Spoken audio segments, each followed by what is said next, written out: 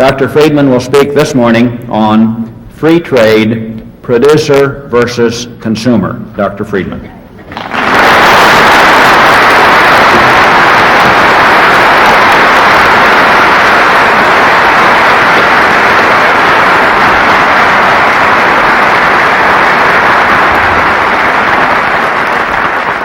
Thank you.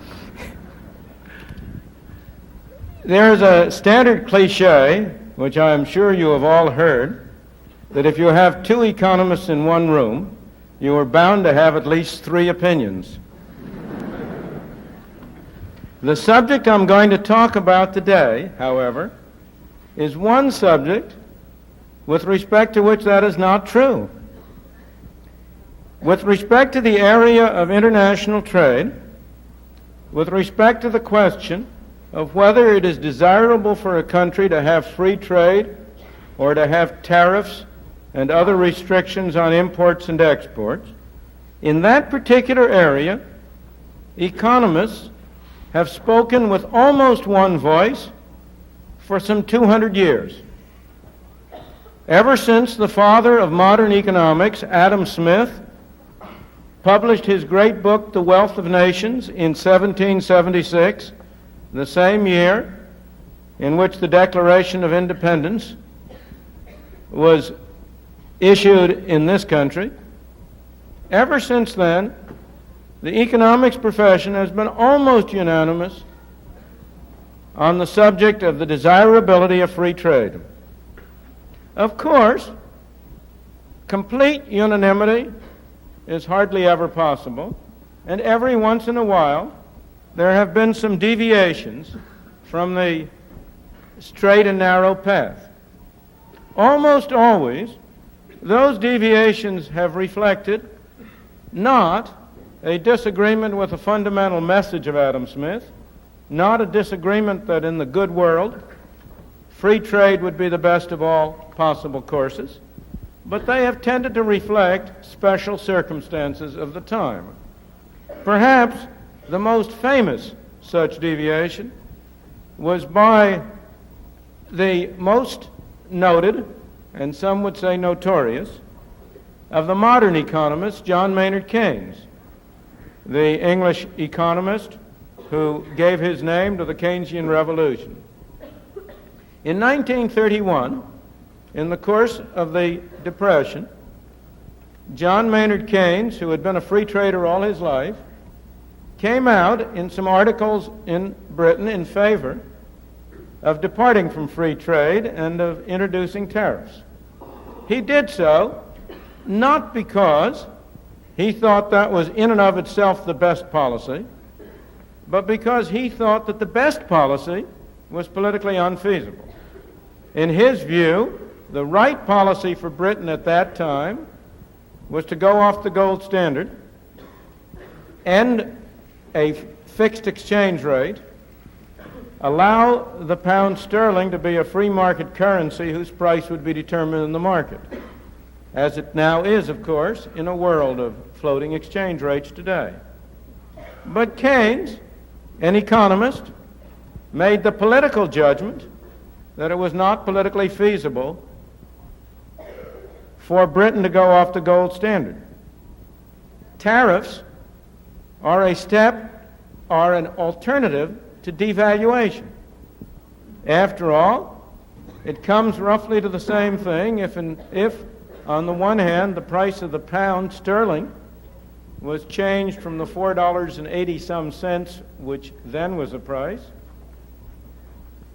to, let's say, $4. That would make British goods cheaper to foreigners. It would make foreign goods more expensive to Britons, and in that way would redress the problem of the balance of payments they were facing. That's one way to do it, and the best way. But he thought that was politically unfeasible, and it comes to the same thing to introduce a tariff on imports and a subsidy to exports. That's an indirect and concealed form of devaluation. And so Keynes came out for that concealed form. His political judgment was, like that of many economists, flawed, and about 3 weeks after he came out for a tariff on these grounds, Britain went off the gold standard. I may say that this is not an isolated story. Time and again, economists, in my opinion, have erred when they have proposed second-best solutions in the area where they are experts, namely economics, because of predictions they make about political feasibility in an area where they are not experts. At any rate, Keynes had a very flexible mind, and 1 week after Britain went off the gold standard, he retracted his support for tariffs. He published an article saying, now that we've gone off the gold standard, there is no longer any point to tariffs. I return to my free trade principles. But later, when he reprinted that retraction in a book of essays, he appended a footnote, which is a very revealing footnote because it shows how much damage can be done by the tendency for people to preach the second best solutions. And he said in his footnote, and I quote, "Not all my free trade friends proved to be as prejudiced as I had thought. For after a tariff was no longer necessary, many of them were found voting for it." In other words, it's often easier to turn people in the wrong direction than it is to reverse that and get them back on the right line. Now, it's often argued that the reason we have bad economic policy is because the experts disagree. That if only the experts would agree, if only all economists were of the same mind, then we would have an excellent and fine economic policy. The case of free trade and the tariff is a clear counterexample. Here is one case where economists have all agreed, or essentially so. As I say, you have the very minor deviations like Keynes, but very few others. And yet, except for the case of Great Britain, from the repeal of the Corn Laws in 1846 to the First World War, when for nearly a century Britain had complete free trade with no tariffs whatsoever on anything, except for that case, tariffs have been widespread. The United States had tariffs throughout the 19th century. It has had in 1929, one of the measures, the infamous Smoot-Hawley tariff bill, which raised tariffs sharply, has been given some of the responsibility for the subsequent difficulties in the United States and the world. Today, we have a widespread move for protection. Pressures from the steel industry, I am sorry to say successful, to have the government take measures to restrict the imports of steel. So-called voluntary agreements to restrict the imports of TV sets from Japan and of textiles from Hong Kong and Korea and I know not where else, and of shoes from Italy. We have a growing pressure for quotas on imports of oil and of other products.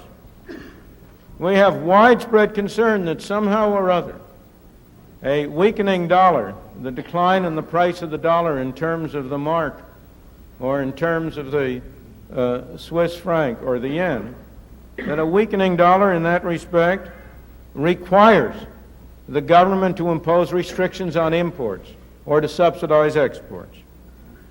And the interesting question, and the question I want to explore with you today, is why is it that protection, interference with international trade has been so widespread, despite the almost uniform condemnation of such measures by economists? Why is it that you have the professional agreement on the one side and observed practice on the other, which departs so sharply from that agreement? The political reason is fairly straightforward. The political reason is that the interests that press for protection are concentrated. The people who are harmed by protection are spread and diffused. Indeed, the very language shows the political pressure. We call a tariff a protective measure. It does protect. It protects the consumer very well against one thing. It protects the consumer against low prices.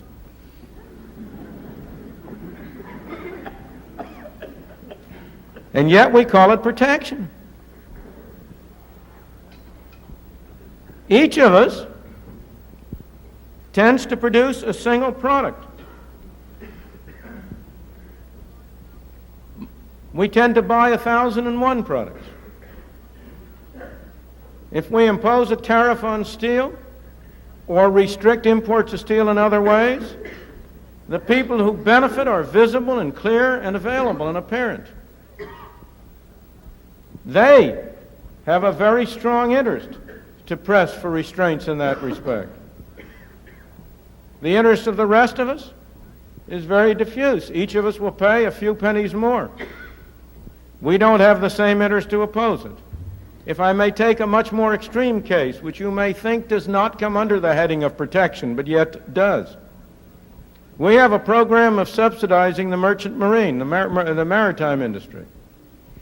That is really protection, because what we're doing is taking measures to prevent the use of foreign ships, that is, of importing the services of transporting goods. Those measures to benefit the merchant marine through shipbuilding subsidies, through operating subsidies, and so on, involve a total expenditure each year of roughly $600 million. That amounts to about $15,000 per year for each of the 25,000 people who is affected. You may be sure that they have every incentive to spend a lot of money on lobbying, on giving contributions to political candidates and so on to see that continue. But $600 million, a population of 200 million people, that's $3 apiece for each of us. Which one of us is going to go to Washington and lobby our congressman to avoid that extra $3 of taxes? However, while in a superficial level, it's very easy to see why we have had tariffs and other restrictive measures, such as a maritime subsidy, such as the recent import quotas, because producer interest is concentrated and confused interest is diffused, consumer interest is diffused. That alone is not really a fully satisfactory answer. Let me take another example of exactly the same thing. Why have we had price supports of farm products? To take up a subject of special interest here, and where there are special interests here concerned with that. We are all of a special interest. It's only the other fellow who's a special interest. Why have we had farm price supports? That's exactly the same argument. And the farm price supports are again a measure that you will find it hard, very, very hard to find any economist except a small number of agricultural economists and schools in the farm belt. You will find it very hard to find any economists who will support farm price supports.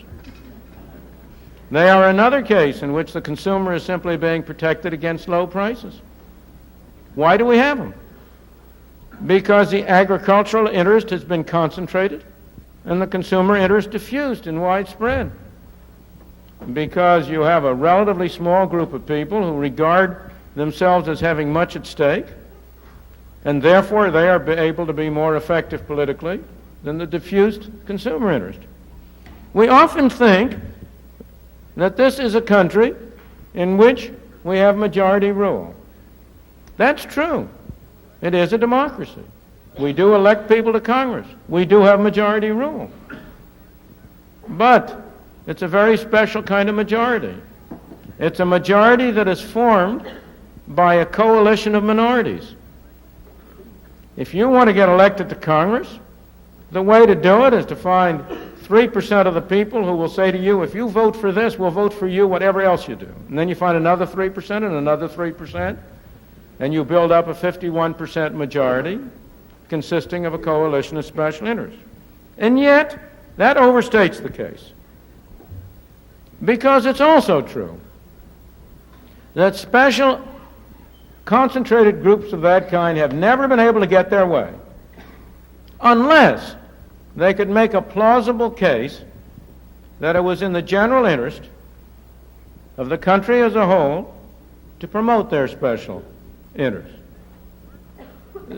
The mercantile interests could not have gotten their way unless they had been able to persuade at least a large fraction of the public that there was a genuine national security reason for maintaining a merchant marine. The agricultural interest, the farm price support proponents, could never have gotten their way unless they had been able to establish a case that appeared plausible to a large fraction of the people that there was a national interest in preserving a family farm or in some other aspect of agriculture. So the question, in some ways, if we go below this superficial level to a deeper level, the question is, why is it that the economists have not been able to persuade the public of the virtues of a free trade policy? After all, the argument for free trade is basically a very, very simple argument. Let me give you the argument which Adam Smith made 200 years ago. It's as persuasive now as it was then. And I quote, "In every country, it always is and must be in the interest of the great body of the people to buy whatever they want of those who sell it cheapest." The proposition is so very manifest that it seems ridiculous to take any pains to prove it. Nor could it ever have been called in question had not the interested sophistry of merchants and manufacturers confounded the common sense of mankind. Their interest is, in this respect, directly opposite to that of the great body of the people. That was the argument as he put it 200 years ago, and there is very little that needs to be added to it. The basic reason, I believe, why economists have not been able to persuade the public is the one I have already alluded to. It's suggested by the title of a famous essay which was written many years ago by a great economist, Wesley Mitchell. The title of his essay was "The Backward Art of Spending Money." And he asked, why is it that we are all of us so sophisticated about the activities in which we earn our living and tend to be so unsophisticated and backwards in the ways in which we spend our money? And his answer was the one I have already mentioned, that each of us tends to be involved in only generally in one kind of productive activity. We spend our working life 40 hours a week or 60 hours a week, whatever it may be, as a worker producing a product, as a merchant distributing a good, as a professor, well, 40 hours a week teaching is a little long, but we're supposed to be putting in some time like that in related ancillary activities, and most of us do. On the other hand, we each of us buy 1,001 things. And it's perfectly understandable, therefore, that we devote far more attention and far more interest to the way we get our income than to the measures that affect how we spend it. But unfortunately, this backward art of spending money leads to erroneous views in many directions, and not only in the area of the tariff and of protection. For example, public discourse tends to be carried out in terms of jobs, as if a great objective was to create jobs. Now, that's not our objective at all. There's no problem about creating jobs.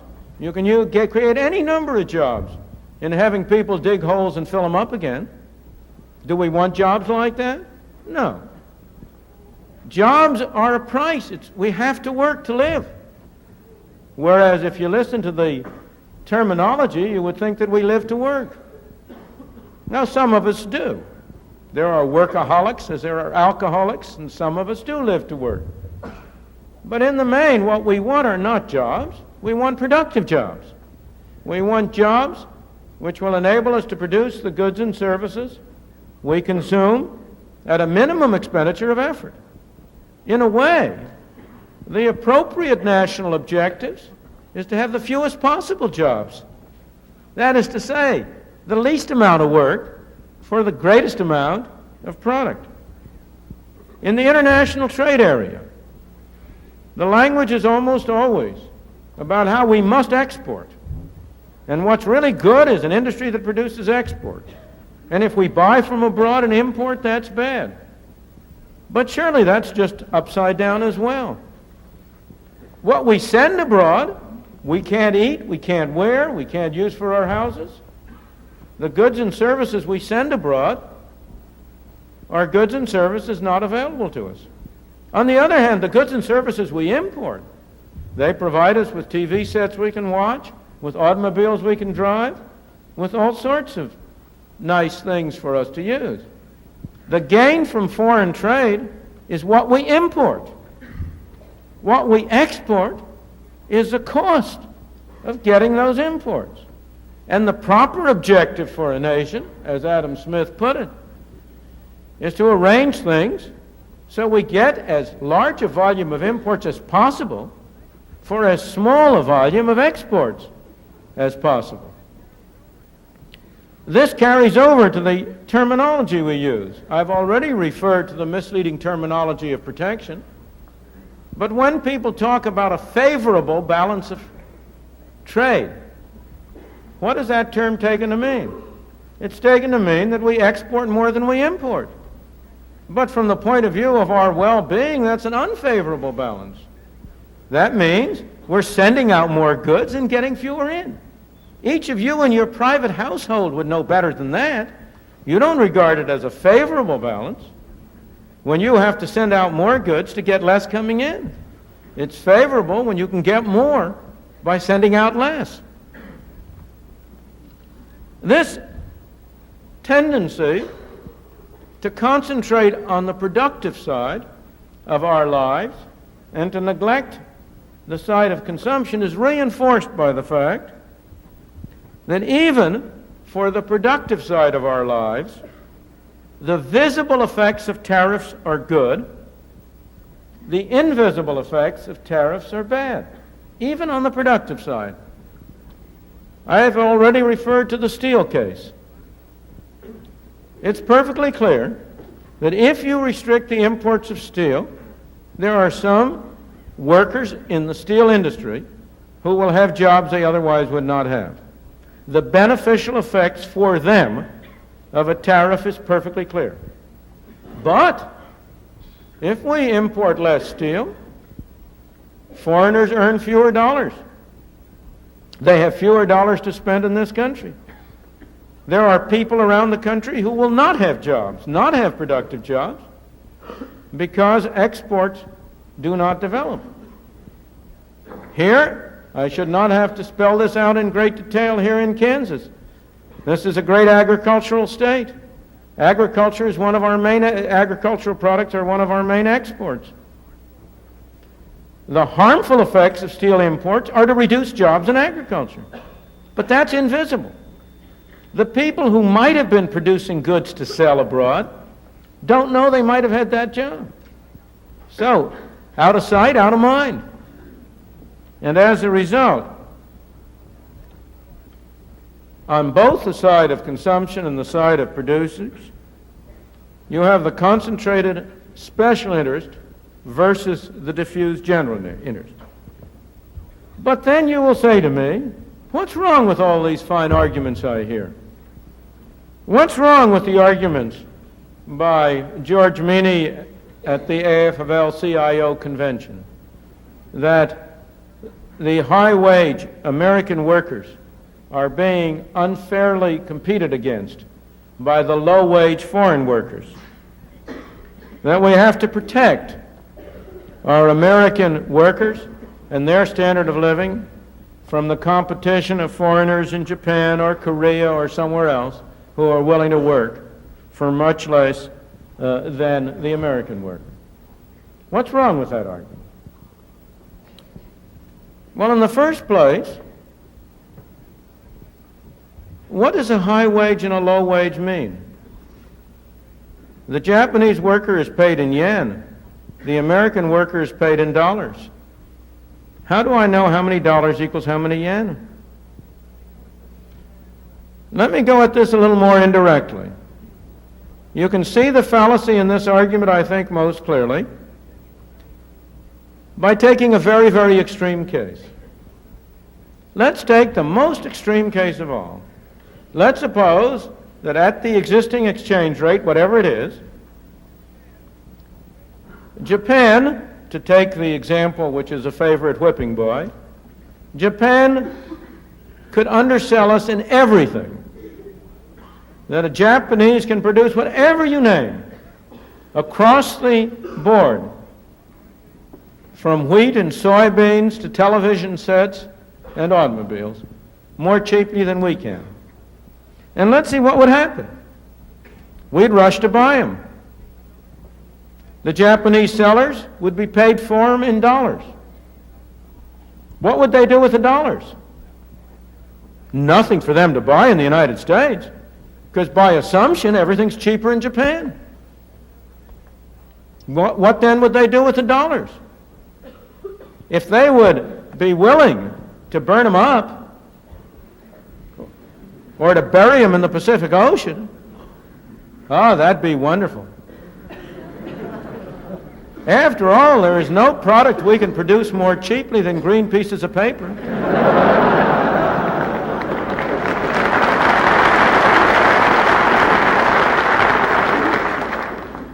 But of course, the Japanese are not going to do that.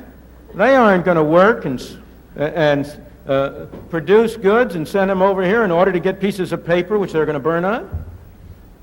They want to get goods and services. And when they discover that there are no American goods and services that are cheaper than those in Japan, they will say, well, gee, I better convert these dollars back into yen. But who's going to sell them yen? Why would anybody sell them yen? Because if I have yen, I can buy the Japanese goods by assumption more cheaply. So nobody would be willing to sell yen. Well, let's suppose to begin with, the price, the rate of exchange between the dollar and the yen was, as it was for a long time, 360 yen to the dollar, or $1 would buy 360 yen. Well, then these people who had all these dollars that were useless to them would say, gee, if you'll sell me some yen, I'll give you $1 for 300 yen. No, says the owner of the yen. Even at 300 yen to the dollar, American goods are too expensive. They're not worth it. Okay, I'll give you $1 for 200 yen. And you can see what would happen. The price of the yen would be bid up until what? Well, the fewer yen you get for $1, the more expensive Japanese goods are to Americans. The more dollars you get for a yen, the cheaper American goods are to Japanese. And so the effect of this would have to be that the yen would rise in price until it was no longer true that all U.S. goods were more expensive than all Japanese goods. Because as the yen became more expensive, Japanese goods would become more expensive to U.S. citizens in dollars, and American goods would become cheaper to Japanese in yen. And that would continue until roughly, on the average, the amount of goods, the dollar value of the goods that the Japanese would buy in the United States would be roughly equal to the dollar value of the goods that the U.S. would sell.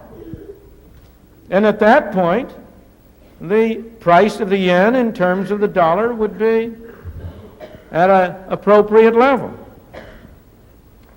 Now, I've simplified the story because over and above these bilateral transactions between the United States and Japan, of course these flows of trade will take roundabout directions. The Japanese will spend some of their dollars in Brazil, and the Brazilians in turn will spend their dollars in the U.S., and the dollars may flow in very roundabout circuits. But the principle is the same. People want dollars, not in order to have pieces of paper, but in order to have U.S. or other goods. And again, the actual situation is complicated by the fact that in addition to the flows of goods and services, there are also capital flows, also investments abroad. The United States, throughout the 19th century, throughout the period when we were building up and getting to be the economically most developed country in the world, the United States had a balance of payments deficit, trade deficit every single year, almost. Why? Because the U.S. was a country in which foreigners wanted to invest capital. The British were producing goods and sending them over to us in return for pieces of paper. Not those green pieces of paper, but different pieces of paper, bonds, promising to pay back a sum of money at a later time plus interest on it. And the British regarded that as a good investment, and they regarded it, therefore, as worth their while to send us goods in order to get those pieces of paper. And there was nothing wrong with that.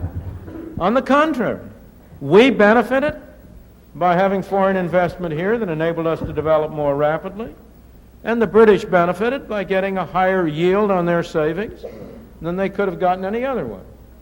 In the 20th century, that was reversed. We had what this was called a favorable balance of trade because the U.S. citizens were finding that they could get a higher return for their money by investing abroad than they could at home. And as a result, we were sending goods abroad in return for those pieces of paper. Again, in the post-World War II world, under American foreign aid and Marshall Plan programs, we were making gifts abroad. We were sending goods and services abroad as an expression of our belief that that was a contribution to a peaceful world. So the situation is more complicated. But the fundamental point is the same. So long as you have a free exchange rate, which is free to determine in the market the price of the dollar in terms of the yen, there is no balance of payments problem. There is no sense in which American industry is in danger of being undercut by foreign industries and destroyed. Let me put the matter to you a little differently. Suppose on the average, an American worker is roughly twice as productive as the average Japanese worker. That's roughly what the situation is.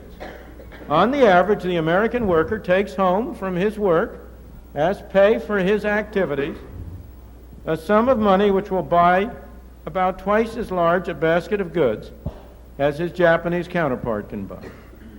If that's the case, we cannot afford, well, that's a little exaggeration. We should not use any American worker in an activity in which he's less than twice as efficient.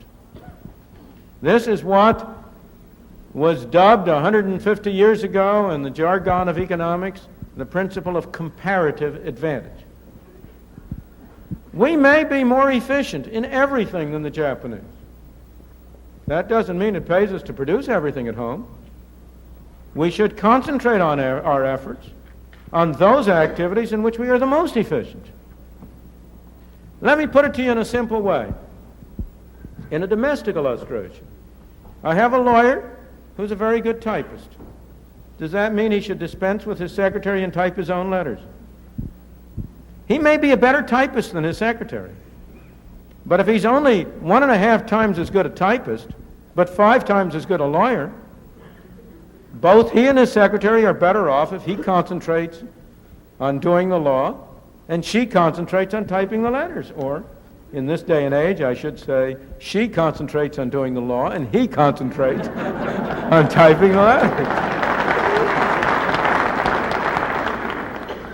As it happens, I have a daughter who is an attorney, so that's personal as well as general. In the light of all this analysis, let us consider some current issues. Take the case of steel. What about the argument of steel that we need a steel industry for our national defense? Well, you know, there was a famous statement by, I think it was Emerson, that patriotism is the last resort of the scoundrel. I don't want to call the steel people scoundrels. They're not. They're perfectly decent human beings. They're like you and me. And like you and me, they know very well that what's good for them is good for the country. And we're all sincere about that. Nobody, you know, it's the greatest human capacity we have, is not to reason, but to rationalize.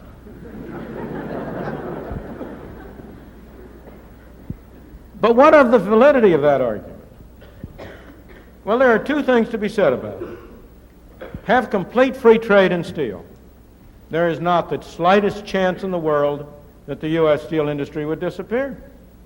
The advantages of being close to sources of supply, to sources of fuel, to market, would certainly guarantee that we would have a very large steel industry. It might be that foreign imports would amount to 15, 20, 30% of the total. But so far as our national defense needs are concerned, insofar as we cannot satisfy them by importing steel from abroad, we would always have a domestic steel industry.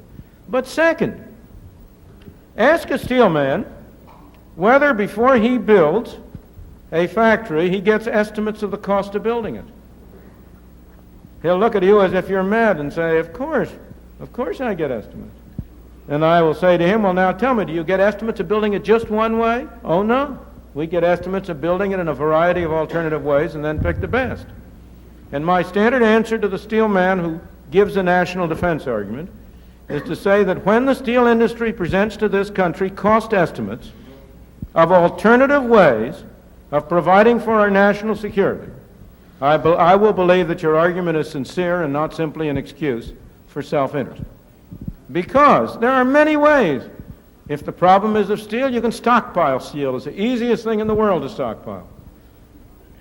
Some of it may rust, but that's not a very serious problem. Aside from stockpiling it, you can maintain some steel plants in mothballs, the way we maintain ships in mothballs, and so on. There are lots of alternatives. Have you ever seen a cost estimate by the steel industry of how much it would cost to protect our national security one way or the other? The same thing has been true over the years of the continuous argument by the oil interests that we ought to have. At one point it was an oil import quota, percentage depletion, all sorts of other things on national security lines. I believe it is an excuse and not a reason. What about this argument of unfair competition? What about the argument that the Japanese dumped their goods below cost? Well, as a consumer, all I can say is, the more dumping, the better.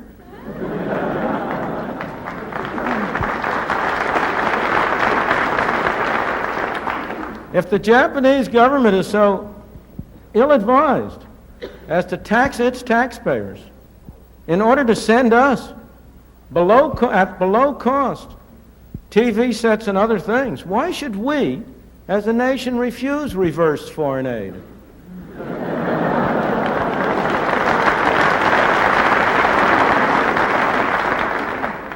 What about the price, this problem of the price of the U.S. dollar, the weakening of the dollar abroad? It is an artificial problem to which we should pay no attention. The market will set a price, let it. So far as we as a nation are concerned, the important thing is to get our internal house in order.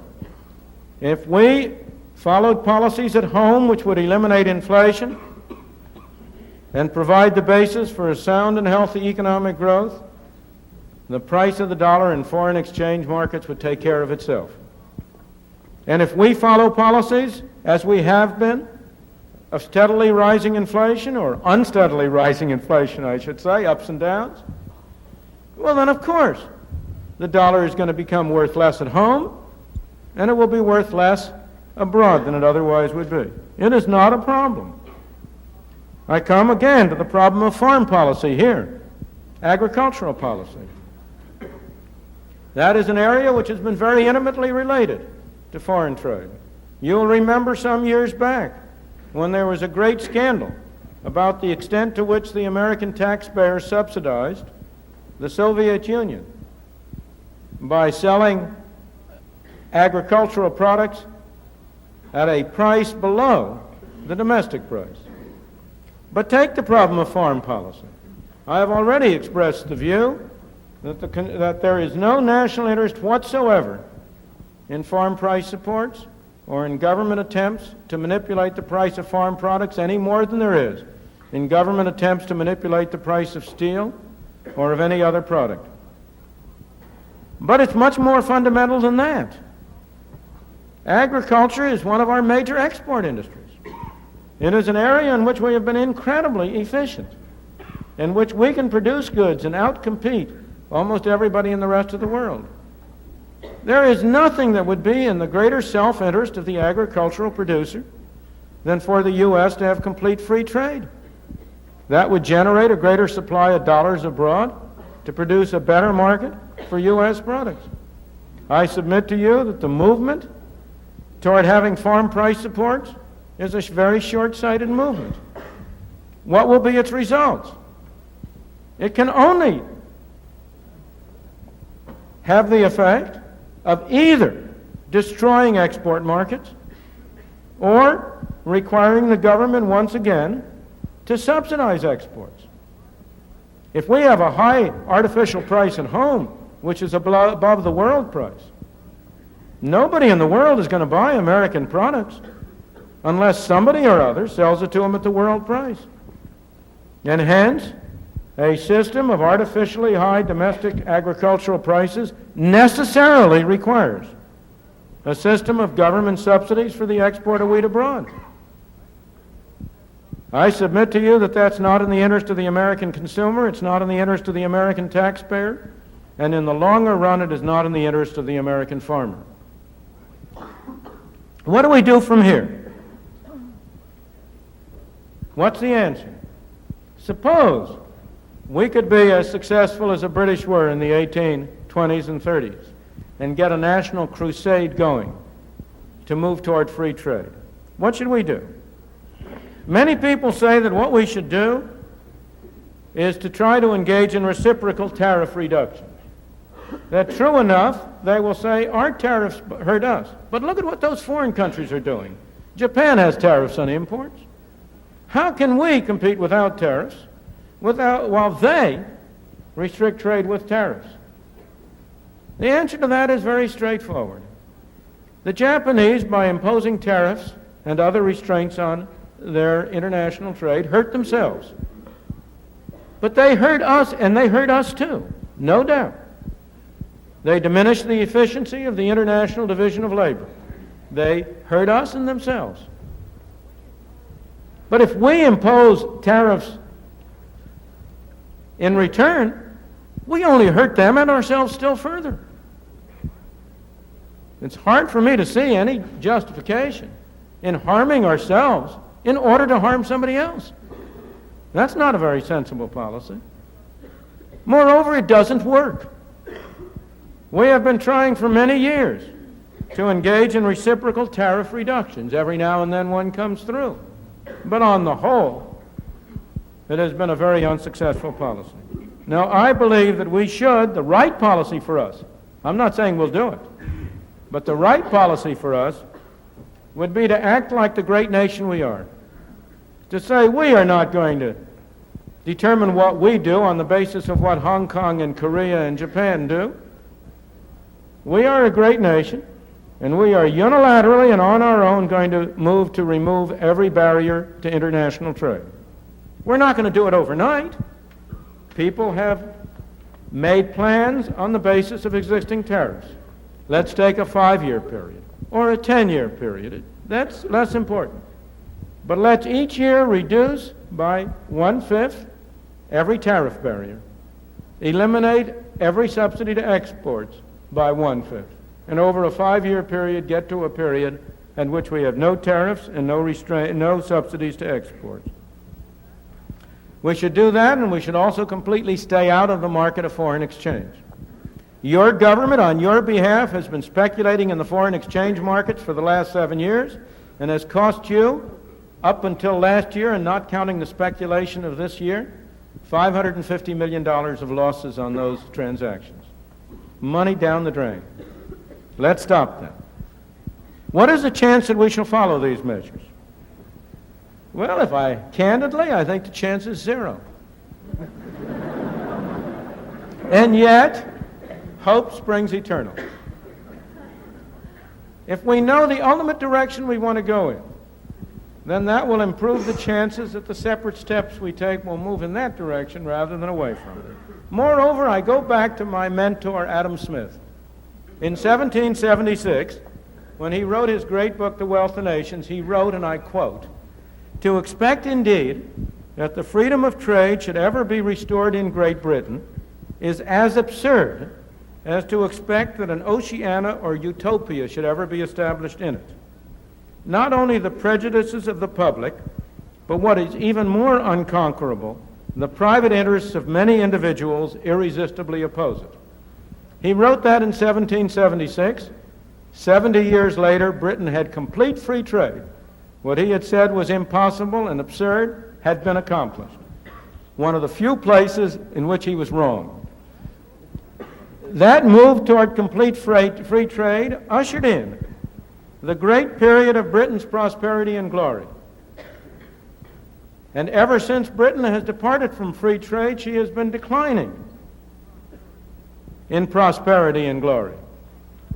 I don't mean to say that that's the only source of her decline. It certainly is not. But it is not an unimportant source. In the same way, the U.S. has been a great nation, and we have prospered despite the tariffs and despite the restrictions on trade. But we could set a great example to the world and benefit the world as a whole, contribute not only to prosperity but to peace around the world by moving in the direction of free trade. Because once again, go back to the British experience. The century of free trade was also the century of the greatest international peace. Why? Because if you eliminate government from these matters, you enable individuals to deal with one another. If you introduce protection, tariffs, restrictions on trade, they become matters for government-to-government wrangling, and they are an enormous source of division. So in the name of both prosperity and world peace, there are few steps that we could take which would contribute more than a complete move toward free trade. Thank you.